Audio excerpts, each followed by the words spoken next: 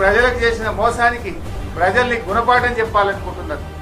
నీకు ఎన్నికల్లో ఓటమి జరిగితేనే డెఫినెట్ గా నువ్వు దిగొస్తావు, నువ్వు ప్రజలకు ఇచ్చిన హామీలు అమలు చేస్తావని ప్రజలు నమ్ముతున్నారు.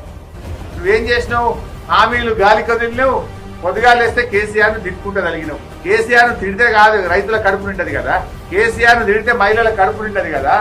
నువ్వు ఎంత అందంగా చెప్పినావు, ఇంటికి చుట్టం వస్తే ఇంత అరుచుకుంటందుకు నెలకు 2500 1వ తారీఖు నాడు బ్యాంకులు వేస్తాను. మరి ఇప్పుడు ఎట్లా అరుచుకోమంటావు చుట్టాన్ని? మన్మడు వచ్చి నీ కాళ్ళు ఒత్తుతాడు అని అవ్వా తాతలకు అందంగా చెప్పినావు. ఇలా మన్మడు ఒత్తుతలేడు కాళ్ళు, నువ్వు 4000 రాకపోయా. మరి జనవరి నెల ఇచ్చే 2000 ఎగరగొట్టినావు కదా.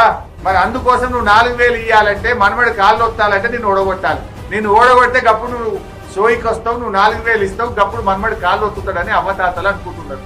నీ మాటలే నీకు రేపు ఈ పార్లమెంట్ ఎన్నికల్లో ఉరితాళ్లు కాబోతున్నాయి అనే విషయం గుర్తుపెట్టుకో.